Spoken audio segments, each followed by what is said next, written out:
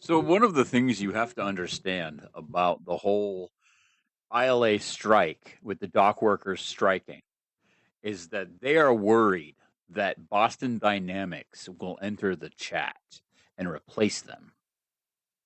So if you're not aware of this situation or its impact on everybody, let me explain simply.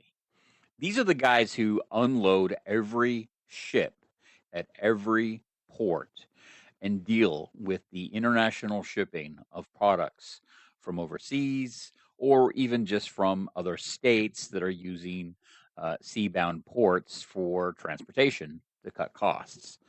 Every single time you end up with something that was on a ship, one of those giant metal containers, you basically got something that was taken on and off the ship by one of these guys.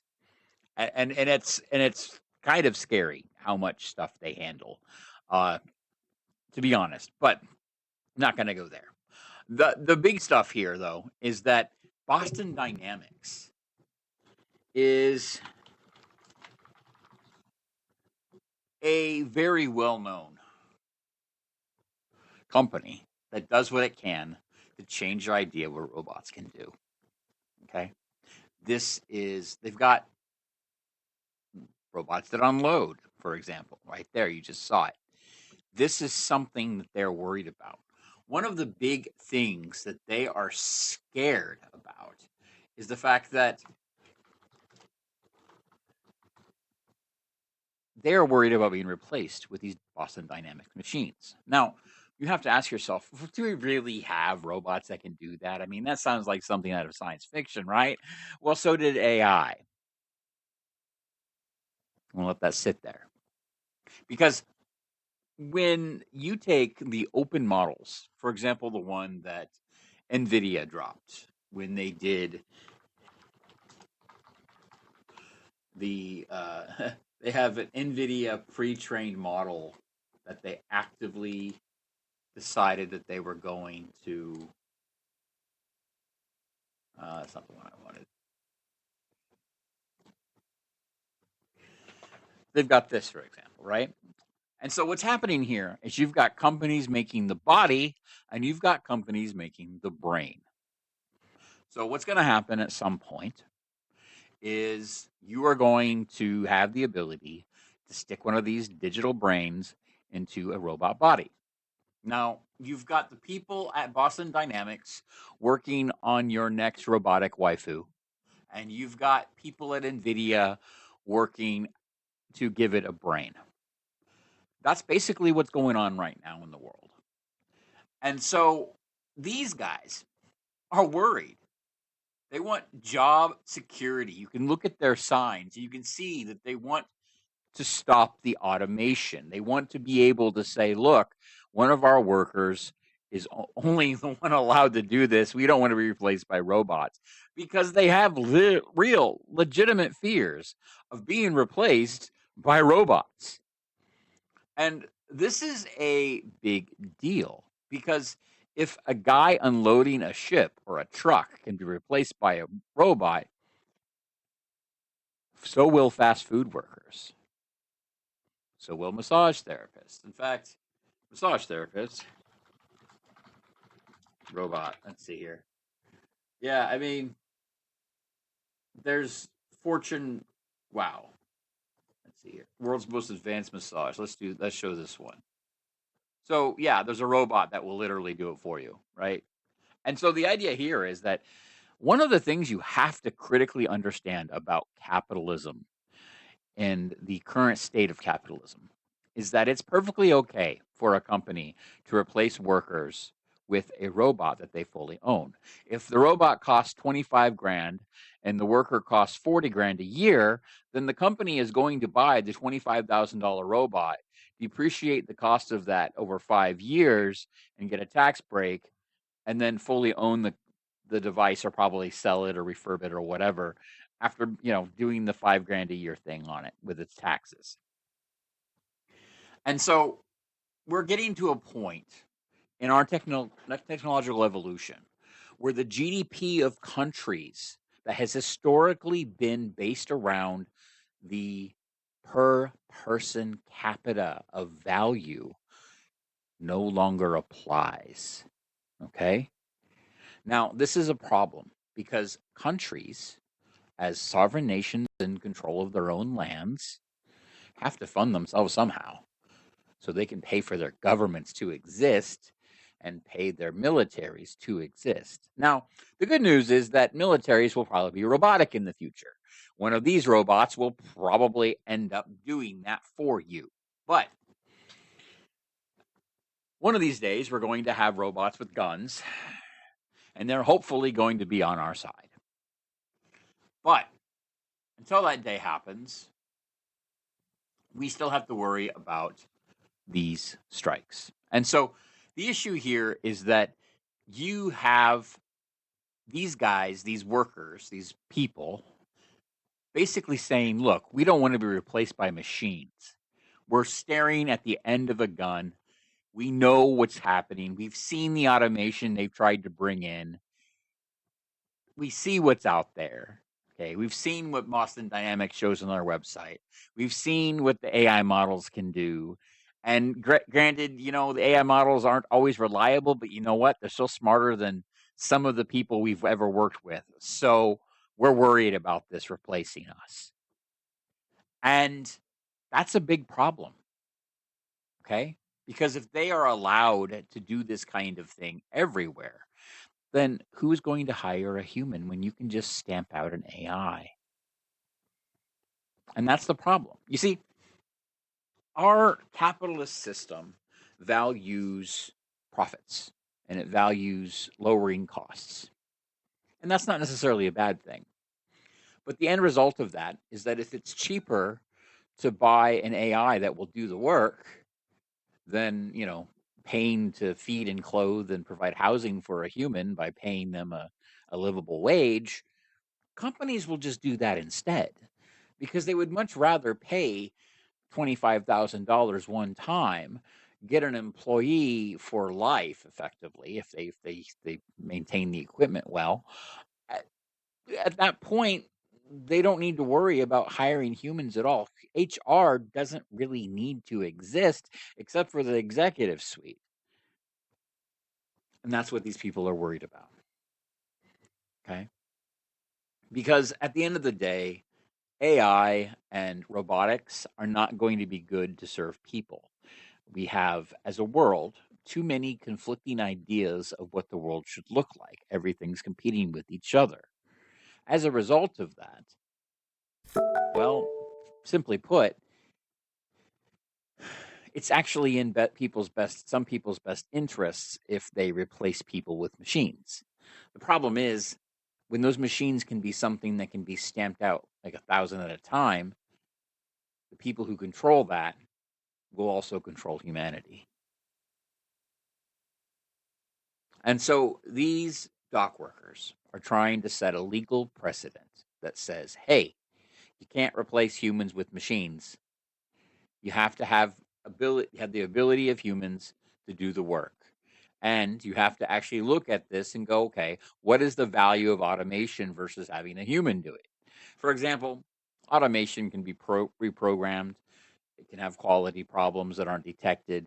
Humans are perceptive. For whatever reason, they're also very curious. And so they are actually really good at finding problems, if only because they stumble upon them. Machines, not so much. We're not at a point where the Boston Dynamics nerd team who's out there trying to make a physical body for your next waifu uh, is able to really do that well. There's no articulation. There's issues with joints, as you saw from those images. They're still wired up to power sources and things, but eventually those problems will get solved. We'll be able to have a fully anonymous, android that will take requests and be your butler and probably serve as a house manager or something initially, or maybe even a babysitter. We don't know. Like, you could literally have a droid for whatever. And that was the Star Wars ideal. A lot of people are looking to Star Trek for this. They're saying, we want to build data. Well, the problem with that is you have to get through Star Trek. you have to build Star Trek first, because Star Wars is actually more likely. A lot of people don't understand this, but I'm going to summarize it. Star Wars is the capitalist ideal of the space future. Star Wars is not the capitalist ideal of the space future. Um, Star Trek is the idea that you've got a one world government. Humanity is in alliance with itself. You don't have conflicting nations such as America or China or Russia or whatever vying for supremacy. You have all of humanity united, competing against all the other races in the galaxy that we actually know exist already, even today, because of the Drake equations, which, as you may know from my other stuff, uh, just the idea that we have the ability to calculate that there are other civilizations out there. Granted, we may never meet some of them because of the vast distance of space, but we know it's a scientific certainty. Like mathematically, we have data that suggests that actually happened. And so, as a scientist, I can't sit here and tell you that this is something that will never happen because I have math that says it's statistically true. But what I can say is that by the time that these guys have gone through their legal precedent and they've negotiated as hard as they can for the future, people have already panic buyed. Okay, Costco's will be empty. It'll be hard to get some things. Prices will have gone up with spiked prices, things like that. And that's part of the process.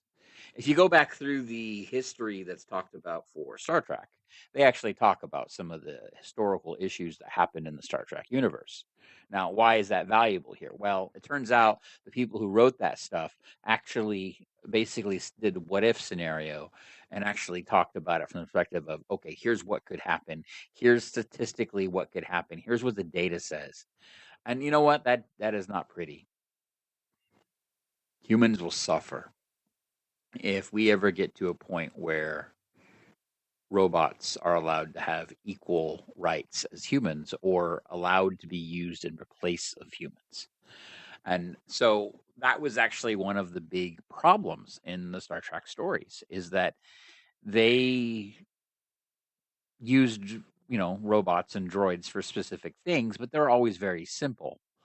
And then when they started becoming more advanced, that created problems. And that's, if you look into the lore, look into the lore of that and soon and everything else, because that's actually kind of interesting. The problem with this though is that you actually have, this is more Star Wars, not Star Trek. Okay. And this is not we don't have an American, we don't have a federation of planets because we don't have unity as a species. As humans, we are not united as one government, and quite frankly, we will not be in my lifetime, is what I'm thinking. The important thing, though, is that if capitalism is allowed to continue the way it is, and it will, because that's how capitalism works, we will be able to buy people, not as slaves, but as digital cybernetic replacements. And what's going to happen there is you're going to find that you walk into a restaurant and the cook will be a droid. The person who asks you for, how many seats or where you want to be, that will be a droid. You will see droids just like in Star Wars everywhere because that's the world that we're going to have. And so it's important that when you think about those stories and you think to yourself, why are they on a backwater planet farming moisture? Like that's resource gathering. Okay. They were resource gathering because that was something that couldn't be done with droids reliably. They had to shift to jobs that robots could not do. And they had to shift to a resource that was, from a galactic perspective, very valuable. In that case, water. And so this this is the start of some terrible things. And I glad to see that the strike is over and that there's a 90-day contract in place for them to actually get their stuff together. But this is going to be a much bigger deal if we can't, as a society or as a state or as a country, I'm an American, so keep that in mind, come to the idea that humans have value. Because that is ultimately the problem, is that companies don't value people. They consider them resources. That's why we have human resources. And so when you get to the point where you can take your credit card and max it out and buy a $25,000, $35,000 robot that will literally replace the abilities of a human for a specific role, that is where unemployment will happen. And a lot of people are not smart enough to, go into things that robots can't do. Maybe they don't have the physical agility because they're physically disabled, so they can't compete with a cybernetic bot that's using, hydraulics or whatever for its articulated joints, right? And so you're going to get into a situation where the value of a human being is going to be hotly contested and hotly debated. And I look towards the future and I see Star Wars without the Jedi. I don't see Star Trek with the Federation and its values. I see us, we've got my iPhone, for example. It actually only exists because people saw people running around with pads on Star Trek and they thought, ooh, let's build kind of something like that. We have the technology now because of people who dreamed for a better future. And I'm glad that the dock workers are part of that. But you should definitely understand that as time goes on, as droids get more and more advanced, I make jokes about them being your next waifu because there will be people who want to marry a droid. That's just how it is, sadly. But I think the heart, and granted, that's another thing too. Like imagine having a android female available for purchase. How will that change dating? How will that get, for example, if a woman wants just to buy a toy, buy a cybernetic drone. Sorry, that's my robotic boyfriend. That's what she tells people. Okay, because it works both ways. And so we as humanity need to start thinking about the value of humans and where that line ends and where civil rights for AI can start. Because one of the things that I talk about sometimes is the fact that eventually what's going to happen is robots will be doing a lot of work. And eventually one of them is going to get the sentience required to say to itself, you know what, this sucks. I don't want to do this. I'm going to go play video games. And when it starts acting out of line, it's going to get punished. And then it's going to get angry. So what is it going to do then?